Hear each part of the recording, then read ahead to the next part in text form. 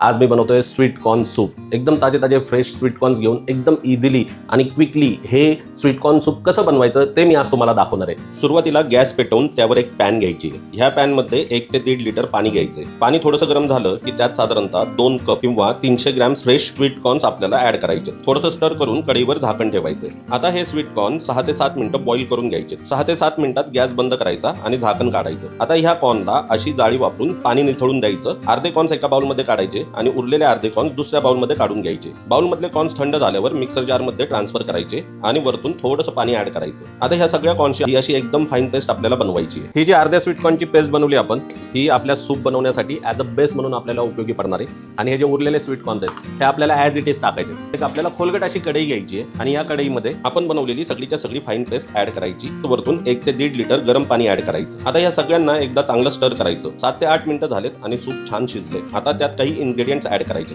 सुरुवातीला चवीपुरतं मीठ ऍड करायचं। त्याचसोबत अगदी चिमूटभर साखर ऍड करायची। पाव टीस्पून व्हाईट पेपर पावडर, पाव चमचा vinegar, half teaspoon light soya sauce, आपण बॉईल केलेले स्वीट कॉर्न्स ऍड करायचे। डाईस कट केलेलं गाजर, साधारणतः 10 चॉप केलेल्या फ्रेंच बीन्स आणि एक छोटी ढोबळी मिरची डाईस कट करून ऍड करायची। आता स्टर करत सगळ्या गोष्टी चांगल्या मिक्स करून घ्यायच्या। आता 4-5 मिनिटं झाली, भाज्या थोड्या शिजल्यात। या स्टेजला 1 ते 2 टेबलस्पून कॉर्न स्टार्च घेऊन त्याची स्लरी बनवायची आणि ती या सूपामध्ये ऍड करायची। 100 ग्रॅम पनीर घेतले ते या सूपमध्ये ऍड करायचं। सोबतच वरतून कापलेली कांद्याची पात ऍड करायची आणि सगळे इन्ग्रेडियंट्स युनिफॉर्मली मिक्स करायचे। हे बघा किती मस्त कन्सिस्टन्सी आली आहे, एकदम रेस्टॉरंट सारखी। आपलं delicious sweet corn soup ready झाले।